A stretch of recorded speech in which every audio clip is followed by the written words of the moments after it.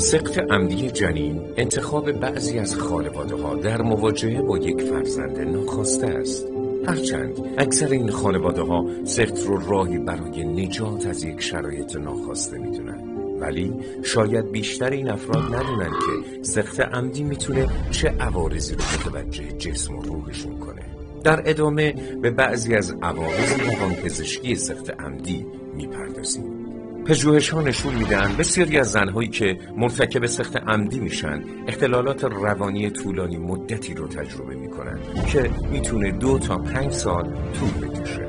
در 3 ماهه اول بعد از سقط عمدی جنین نرخ بستری در بیمارستان روانپزشکی تا 5 برابر بیشتر از جمعیت عمومیه. آمار خودکشی زنان در 12 ماه اول بعد از سقط عمدی در مقایسه با زنانی که بارداری رو کامل میکنن 2.5 تا 6 برابره.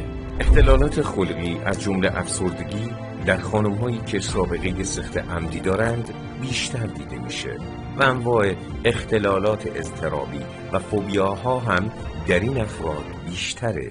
بسیاری از زنانی که مرتکب سقط عمدی میشن تا مدت‌ها نمیتونن از احساس مشارکت در گناه و شرمساری از انجام این کار نجات پیدا کنند و این احساس به طور متوسط تا 2 سال میتونه طول بکشه. رابطه بسیاری از زنانی که مرتکب عمل سقط عمدی میشن با فرزندان قبلیشون دچار مشکل میشه و کیفیت زندگی و روابط با همسرشون هم افت پیدا میکنه. یکی از شایع‌ترین عوارض سقط عمدی بروز رویاهایی در مورد فرزند سقط شده و کابوس‌های مکرر شبانه است. حدود 30% زنانی که تجربه سقط عمدی دارند تا مدت‌های طولانی دچار مشکلات خواب و کابوس‌های شبانه میشن.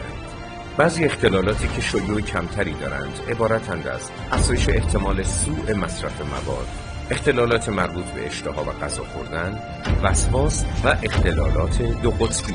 همه اینها ناشی از یک انتخاب عجولانه است. مراقب هدیه‌های خدا باشید. حتی اگه این هدیه غافلگیر کننده باشه باز هم ارزنده است. حق زندگی کردن داره و ما با تصمیم به سقط اون نه تنها حق زندگی کردن اون رو ازش سلب می‌کنیم بلکه به روح و جسم خودمون هم آسیب میرسونیم.